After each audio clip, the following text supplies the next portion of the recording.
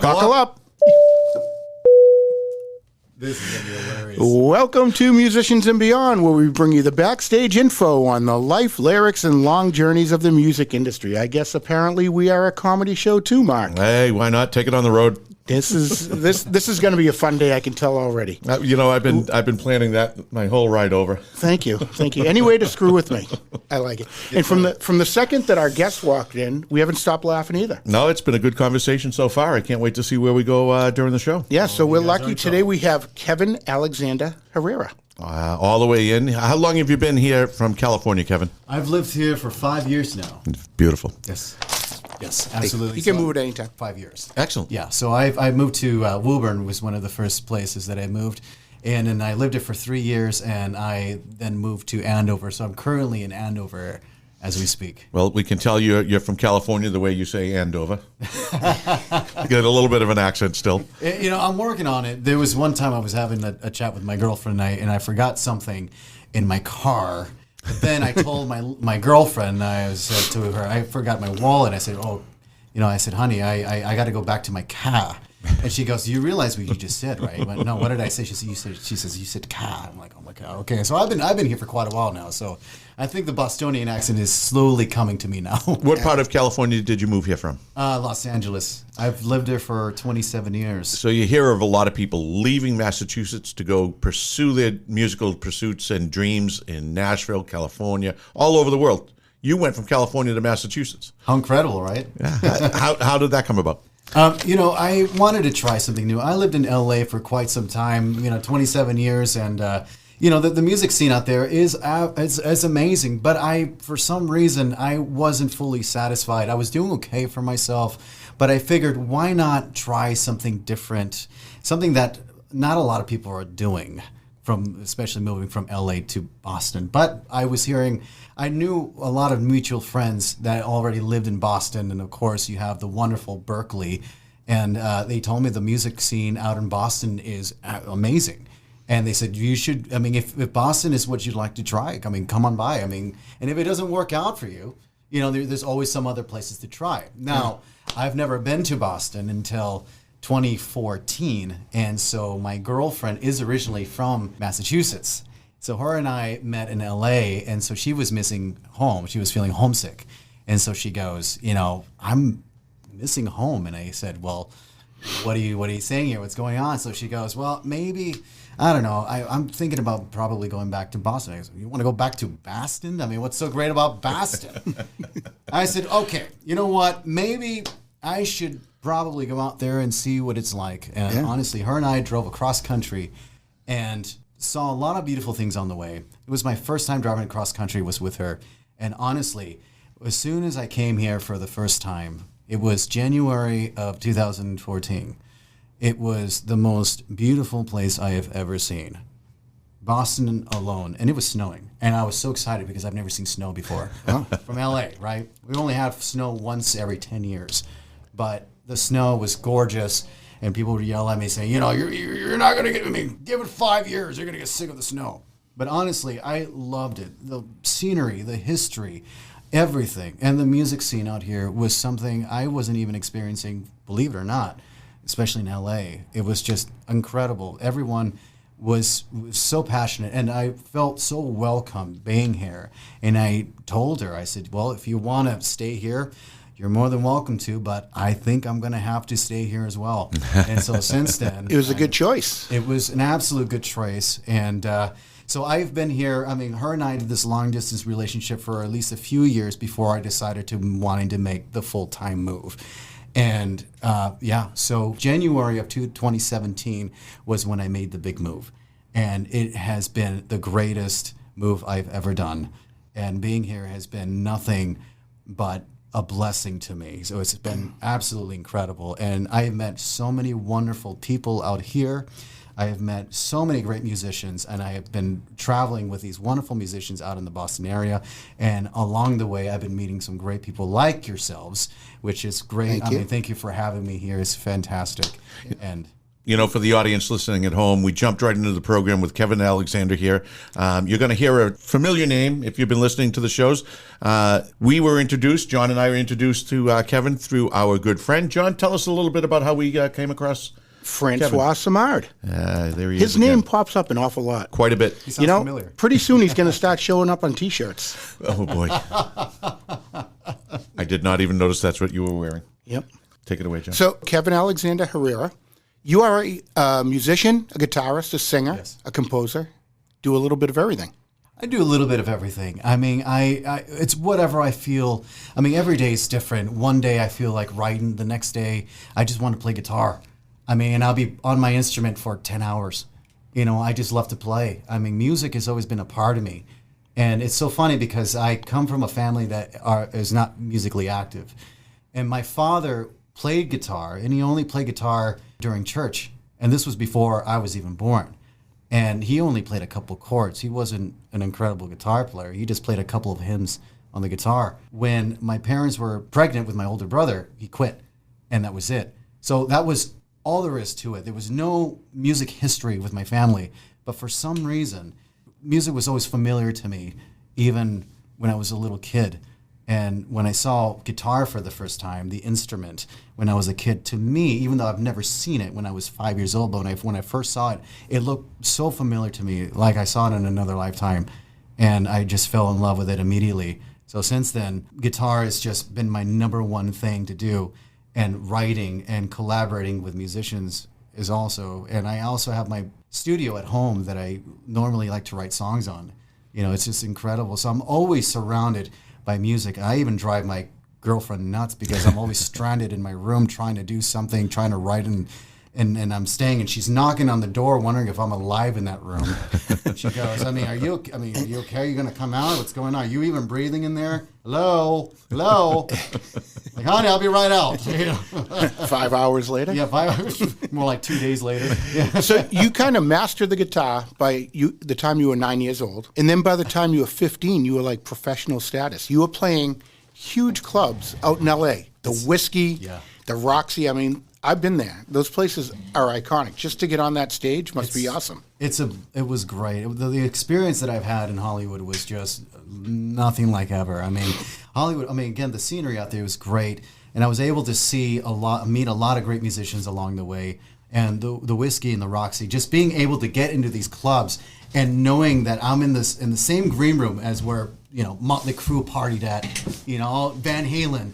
Where Van Halen got signed. I believe they got signed at the Roxy. I believe they did. But I was able to play there for the first time. And this, seeing a lot of history and experiencing that, I mean, I felt like I was being baptized by rock and roll just by playing in these wonderful venues. Absolutely. And, I mean, I wasn't self-taught. I took some lessons when I was 10.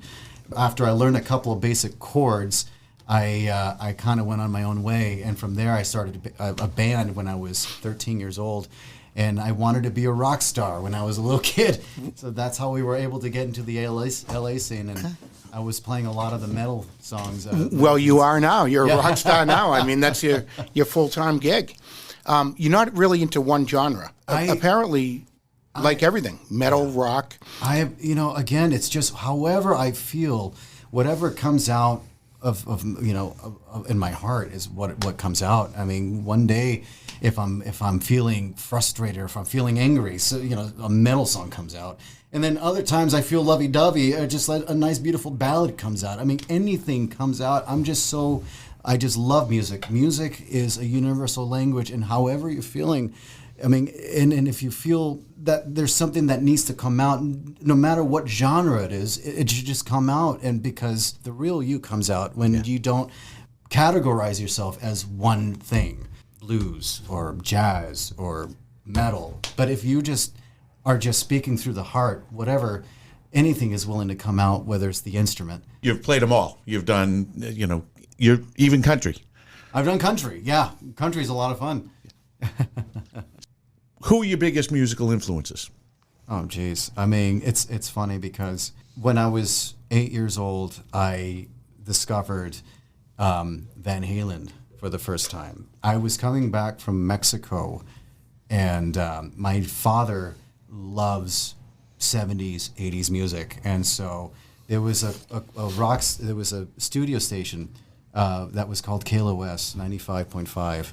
And when I heard the first song of Van Halen, it was the song Unchained.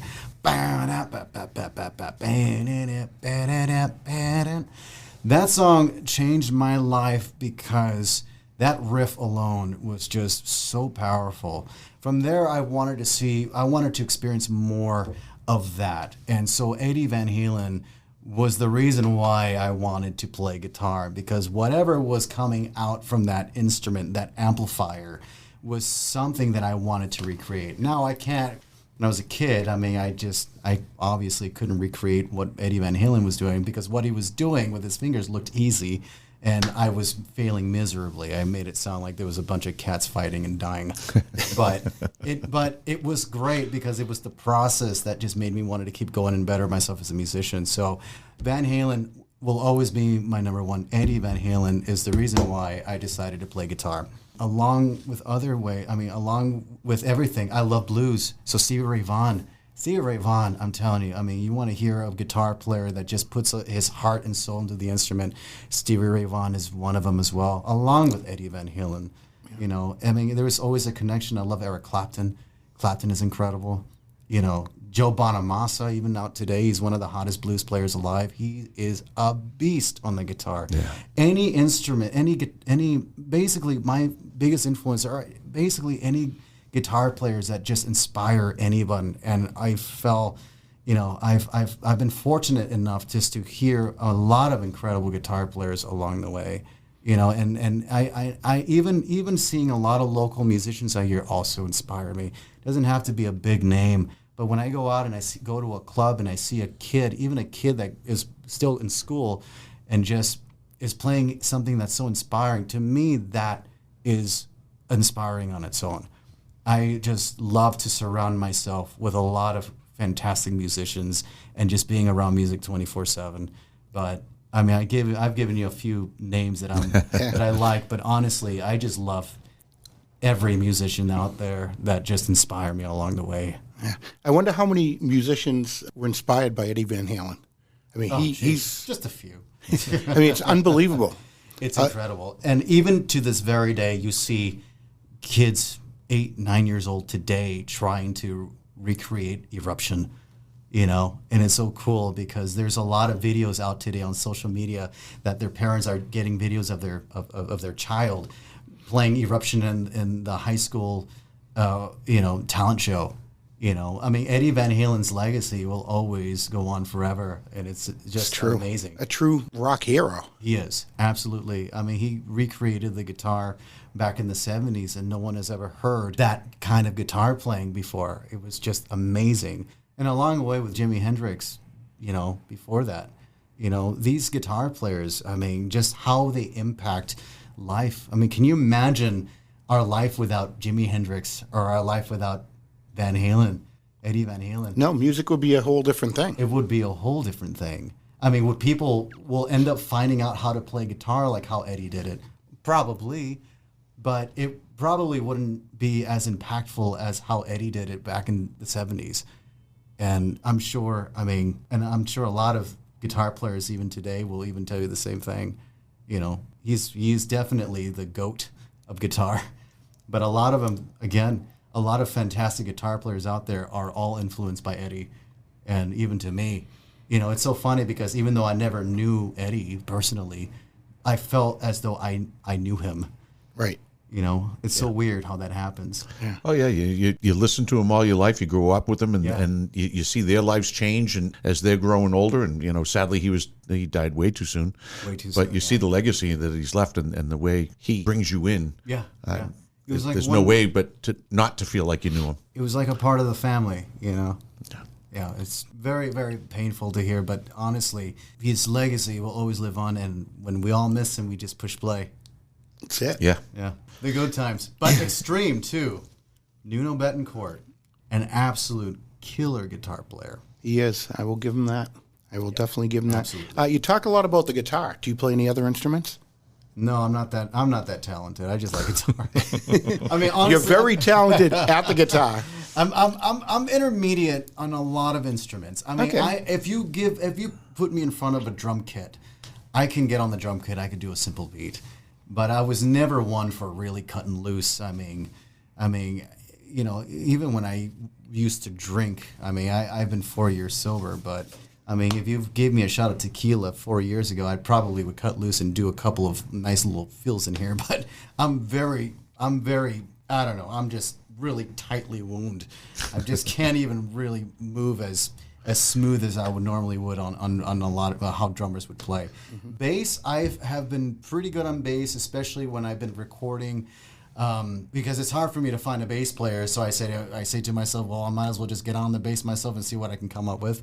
So I've been on the bass quite a bit. I'm not a great bass player, but I love to get on the bass. I mean, I appreciate the bass. And I mean, if anyone tells you guitar and bass are the same instrument, you can slap them because they're totally different instruments. I mean, it's just the feel of how you play that instrument is very different than guitar.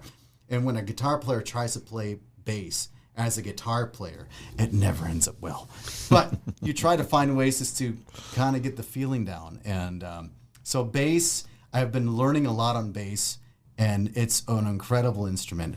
And as you guys know, I do like to sing as well. So I've been singing since I moved out here. I wouldn't consider myself a singer 5 years ago. And I've been singing a lot since I've been here. And it was basically out of necessity.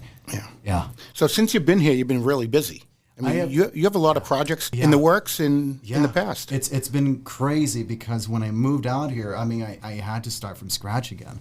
And so, I was doing okay in LA, but after moving out here, I said to myself, okay, I'm back to square one. What do I do where do I go from here? Yeah. And so instead of just trying to focus on the guitar, which I did because that's all I love to do, I figured, it's best just to learn other instruments as well, which that's when I wanted to try out my voice. And when I started singing in front of a microphone with a crappy PA system that I had back 5 years ago, it was a nightmare. It was an absolute nightmare. I go, this is exactly how I sound like. God, kill me now. So what's the biggest project you got going on now? Is it the Foreigner's Journey? So Foreigner's Journey, this band I have been with for 4 years now. And these guys are a lot of fun. And so we've met 5 years ago. Oh, wow, yeah, it's been about 5 years ago now. So I met these guys in Vermont. And I was already playing a show with this Bon Jovi tribute that I played for when I first moved out here. So I was playing with this Bon Jovi tribute for a while. But I met these guys in Vermont, and these guys are absolutely killer band. They opened up for us when we were playing at this festival in Vermont. And these guys blew me away. And when I heard these guys, I said, wouldn't it be cool if I played with these guys? This would be so awesome. And little did I know, when I was playing with the Bon Jovi guys, right after we were the headliners, those guys were saying the same thing as what I found out later. That they wanted to play with you. To play with me. They heard me on stage and go, wouldn't it be cool if this guy was the guitar player for our band? And imagine how that worked out. So, yeah, that worked out very well. So a few days after that festival that we played, I got a call, an unknown number. And I answered the phone, and it's this guy at the time. He was the old singer of this band at the time, and he says, "Hi, so are you Kevin? Is this the guitar player?" I go, "Yeah, who's this?" "Well, I'm the singer for Foreigner's Journey." I go, "You're kidding." He goes, No, I was wondering, are you busy? Are you doing anything right now?" I go, "Well, I got a lot of projects going on. You may want to talk to my manager." But honestly, I told him, I said, there's. I got a few things going on, but I mean, maybe I can put in some more time for other things. And he goes, "Would you be interested in wanting to play for FJ, Foreigner's Journey?" And I go, "You got to be kidding me, really?" Dream come true. And there you have it. It's a great band. It's the energy of this band playing two of the biggest bands in the world, Foreigner and Journey, together, is the coolest concept. It really is. And it's not what you'd hear on a Foreigners album or a Journey album. You guys kind of bump it up and rock it out a little more. So it's not identical. You're making it your own. We are. It's what I love about this band is that, yes, it's great to it's great to respect the sounds of both Foreigner and Journey. But what's so special about this band is that we do play the music of Foreigner and Journey, but we do add our personality on there. And that is what makes this band special. Is that the energy of this band is, as soon as we get on that stage, is just full throttle, and the fans feel it for sure. Yeah. And when we play, those seats are filled, but the people that are sitting in the theater are on their feet the entire night.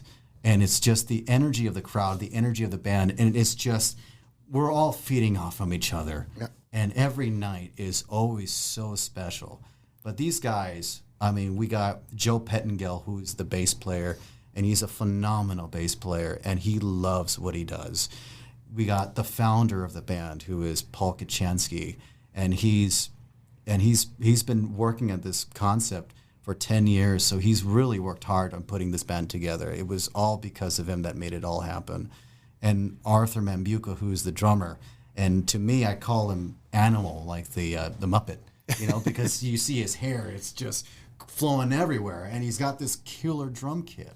And now, currently, our singer now is Konstantin Maroulis, who was the finalist for American Idol. And he has been a great addition for this band as well. So all of us together working as one has been one amazing experience. And for people to see this band with the amount of energy that we pulled out is just an overall good night of music and rock and roll. And it's just in your face. So when people come out of the theater, they all feel as though they were back in the 70s and 80s. Wow. I can't wait to see it. Your tour is going from New England all the way to California and back, and stopping everywhere in between. And by chance, you're in the area next week. You're going to be playing around here, so I think I'm going to try to free up my day. Well, if you want to come by, I can get you in for free. If you'd like to come by, I'd love to. I mean, so next week we're at the Cabot in Beverly, Mass. Next Friday. I believe the show is. There are still tickets available, so if you want to call or go on the Cabot's website, please do so. And the day after that, we will be performing at the Flying Monkey in Plymouth, New Hampshire, and I believe that's still the same time, between 7 or 8 p.m. on Saturday next week. Yeah. Besides that, you guys want to grab your tickets now, because this band travels. And it's hard for us to play in the local area. We are traveling quite a bit. So grab your tickets while you can. So let's give a shout out to the members of the band. Who are you playing with in FJ? So the guys, wonderful guys. I already forgot their names. No, I'm kidding. So we got, well, first of all, I want to start off with the founder of the band. His name is Paul Kachansky. And once again, if it wasn't for him, this band would not be possible. It was his idea that made it all happen. We have the amazing Joe Pettengill on bass, slapping the bass, man. He really makes it happen on that bass. Without him on bass, this band would have no backbone. Arthur Mambuka, who is on the drums, and he is fire on the drums. He is absolutely fire. And when you see the drum kit on stage, you go, holy crap, that kit is huge. Watch out. What's his name? Mike Mangini. There you go. Watch out, Mike Mangini. How'd I know you were going to say that? I think you and I are brothers from another mother. I think we're twins, right? Possibly. Yeah, I can see it in the eyes and the hair. Yeah. The hair. It's the hair. Definitely the hair. It's absolutely the hair. Look, who am I to try? Yeah. And I forgot to mention, and Adam, if you listen to this, I am so sorry. Adam has been a new addition for this band. He's the saxophone player. Adam, awesome. Yeah, Adam, we needed a saxophone. Without him, this band, it's just elevated this band. So Adam has been in one absolutely killer sax. He owns the stage when he's doing his saxophone solo. So if you see us play, when you see Adam, he's all over the stage and he owns it. So he's absolutely incredible. He's got the most gorgeous hair. You think my hair is gorgeous. You check out his hair. He's just absolutely sexy looking guy. He's just so cool. And when I grow up, I want to be just like Adam. So Adam, I'm sorry, I love you, but I just mentioned you, so you better forgive me. And we have Konstantin Maroulis, of course, the one and only finalist for American Idol. And he's been doing very well for himself. And he's had quite a bit of success in his life after American Idol. I mean, he's traveled all over the world and has toured with big names after American Idol, and he's been on one of the biggest Broadway shows, which was Rock of Ages, and he's been doing very well for himself. And that launched him. And it did. It needed to happen because he is a hell of a performer. He owns that stage. Yeah. I mean, he knows how to grab the audience. He just has that talent, and he just knows what to do. I mean, I see a lot of frontmen who are great, but the thing that lacks about certain frontmen is that they just have trouble getting the crowd going or just communicating with them. Constantine knows how to do that. Yeah. He's just really talented that way. Yeah, you can see that was part of his lure when on Idol. You can see how he connected, with the audience, and that was a reason why the judges, obviously, why America took to him. Yeah, absolutely, absolutely, and he's gotten really far. I mean, obviously, he was the finalist of American Idol, and he did very, very, very well for himself. And so we're very fortunate to have someone like him to be fronting the group. Yeah. What a good collaboration of musical artists, and you talk so highly about them. I'm sure they talk just as highly as you. Oh, no, I heard you referred to as Guitarzan. Yeah, that has been my nickname. That has been my nickname since I was in high school. And I mean, I don't know if I should even say it on the podcast, but I was a huge pothead when I was in high school, and and I was coming back from school, and I'm thinking like a lot of high school kids did when after they come out of school is get high, and that's what I did. And so I was going over to my friend's house, and he looks at me. He was smoking a blunt, and he goes, he looks at me and he laughs because I had my long hair. I've always had long hair, and he goes, "Hey, Guitarzan," and I'm like, "Guitarzan." I go, "I love it." So since then, I was 14 years old.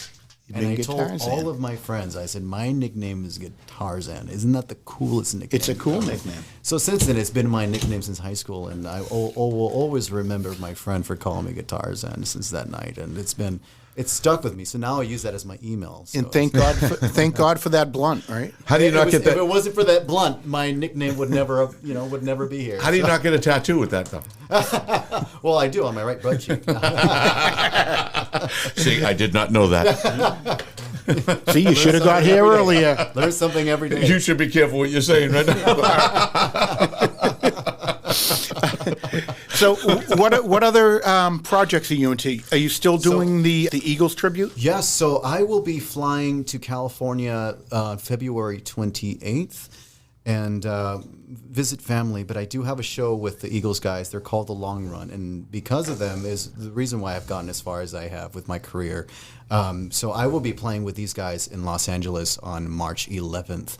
I'm playing Don Felder. I play the guy with the double neck guitar. Don Felder is just absolutely incredible guitar player. So I'm very fortunate to be playing his style and be part of that as well. So I'm still playing with these guys whenever they need me.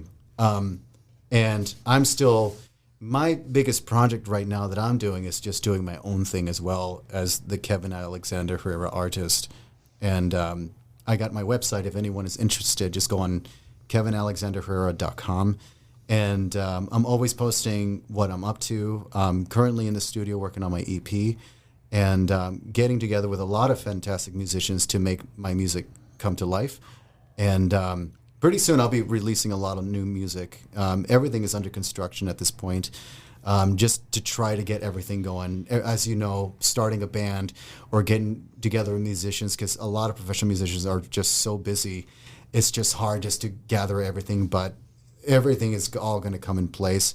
So my main priority that I have going on is my own thing right now, which is great. So type in Kevin Alexander Herrera. I mean, I'm out there, and we'll be posting a lot of music very, very soon for your viewing pleasure. It'll be a lot of fun. And, normally I play out a lot to do my acoustic things as well. So I play a lot of covers, and especially my originals. So come on out and hear me out and check out what all the fuss is about. Yeah. So let's talk about one of those songs. You have some originals. What's your favorite original that you've written? This one song that is currently on the record. Crimson Covers. That was an old one. I like that Crimson Covers. Did you like it? That's I so did. funny. I did like it. It's so funny. Well, there's this new song that's I currently recorded, and it's called Heartache, and this is just a heartfelt song. As a matter of fact, my girlfriend and I wrote it together. And the song itself is very haunting. It's not out right now, but it's done. It's recorded. All right, so we're sitting here with Kevin Alexander Herrera, and he's talking about his song that's going to be coming out called Heartache, and he's allowing us to let you, the listener of Musicians and Beyond, hear it before the rest of the world. So You are in trouble. Kevin Alexander Herrera with Heartache.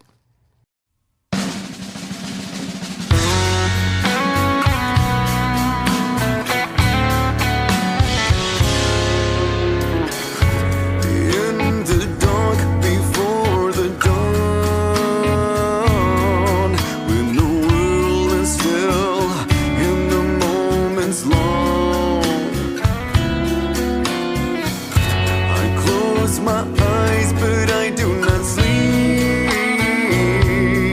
and I feel my heart break silently, silently. When the daylight comes and the world is new, I will spend my time getting over you. But when nighttime falls and the hours grow long, your ghost returns just like a song. If sleep just come as it sometimes will, you walk in the streets of my dreams still. Your ghost will fade in time, but until then this heartache is mine.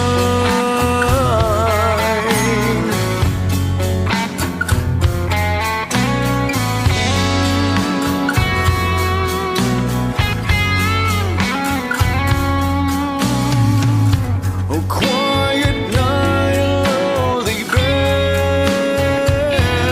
and tears fall down inside my head. I say I'm strong so they cannot see my ache and heartbreak silently. My ache and heartbreak silently. Oh, when the daylight comes and the world is new, I will spend my time getting over you. But when nighttime falls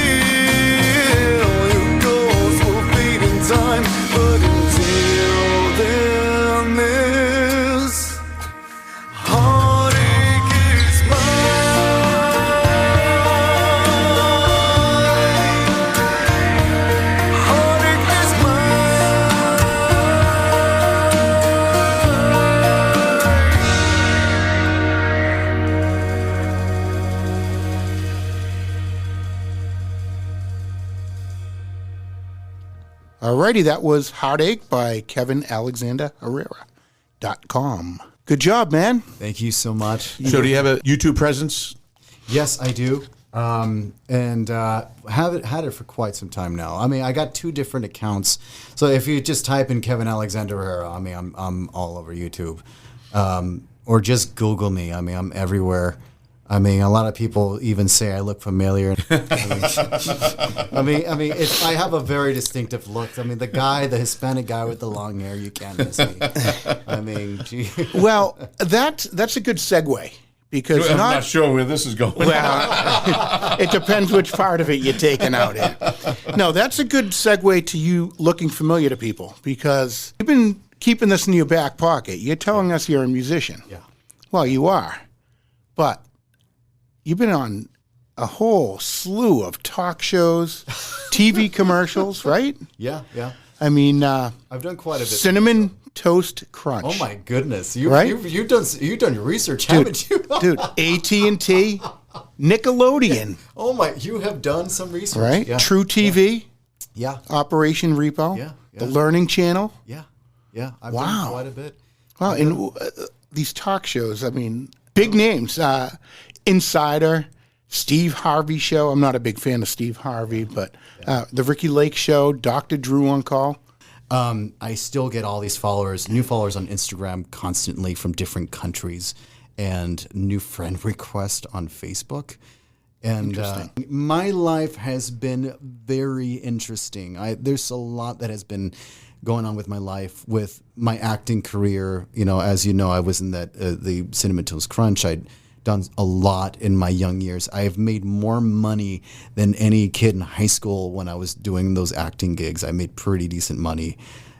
Are you still doing anything or pursuing anything TV-wise? Because you did have quite a resume. I know it was quite a bit, but I've retired from acting, and because honestly, I wanted to focus more on music. Music has always been a huge passion of mine, and acting was fun. I had a great time, and I met a lot of incredible people along the way. But for some reason, I wanted to focus more on music, and that's exactly what I did after. So I decided to put the acting thing aside, and of course, it just was something that, honestly, it was just something to make a little extra money on the side with the acting thing, but I really wasn't fully passionate about it. But music, it was something that I loved 24/7. I mean, I eat, sleep, dream it every day. Music has just always been a part of me, and so that's something I really wanted to put on full time, 100%. Kind of a 2-part question. You've talked about doing acoustic shows, and you've talked about playing with bands. You've been doing this a real long time. Yeah. What are your 2 favorite songs, one to do acoustically and one to do with a band as covers? As covers. Wow, that's a tough one. For an acoustic song, boy, what's my favorite to sing? Blake Shelton's Sangria, because for some reason I just have a voice just to sing that song, and apparently when I sing it, if you're listening to this, honey, I mean, I'm sorry, but a lot of women turn their heads when I sing it, and they love it. And so that's probably one of my favorites to sing, because people, I mean, I apparently I have a way of singing it. I don't know what's so special about my voice, to be honest, but I mean, women like it. So I think that is probably my favorite one to sing. As far as an electric guitar goes with the band, now there's just so much to pick. But if I were to choose one song, it would be FJ's Foreigner's Journey's cover for Jukebox Hero. And because the song is freaking awesome to play, but there's this solo section. If you come next week, you'll hear it.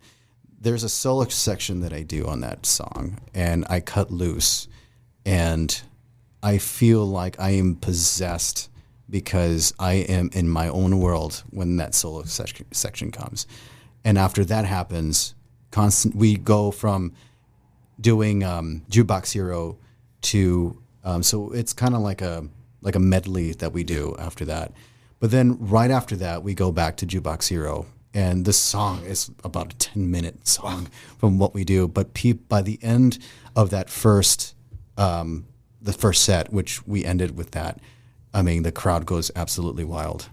and my heart is pounding about 180 BPMs more per minute. You know, it's just nuts. I mean, it's just crazy. But I love playing that song, especially with the band, because it's just so much energy and so much love into that song. It's just so much fun. Awesome. And it's just kick-ass rock and roll.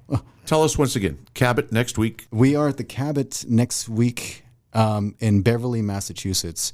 And then we are at the Flying Monkey the day after in Plymouth, New Hampshire at 7 p.m.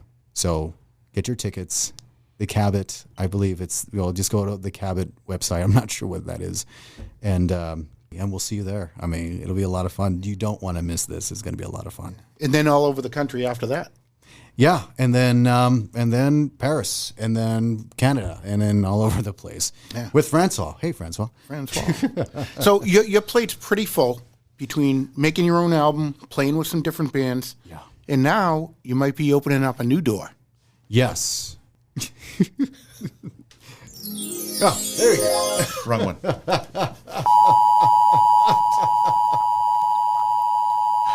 Breaking news, breaking news. Beautiful. All right, that's breaking news. What do we got for breaking news coming up? Breaking news coming up. Breaking news coming up. What is the breaking news coming up? Do you want to fill this one in for me? Francois. Collaborating. Shh, nobody's supposed to know, but shh, I'm going to have to whisper. I think Francois and I are going to start working together. So shh, nobody knows. Keep it quiet. Only you guys know. Shh. All right. So we won't tell the world. This just in. No, that's really exciting. So, Francois is a passionate guy. We are excited because we've only met 3 weeks ago, and it's incredible. I mean, him and I, we were talking for 4 hours. Love at first sight, kind of. I think I just have a bromance with this guy all of a sudden. Everyone does. Yeah. We were up at the Red's Kitchen and Diner where we were with you the other night for the finals, and Francois sat with us for about 5 minutes, and somehow or another he just started mumbling the words "sexy man." Sexy man. So he has something about him. Yeah, he's a sexy man. It must be those shoes that he borrowed from his wife, or whatever. Absolutely. And that wonderful fedora hat he's got. It makes him look very cute.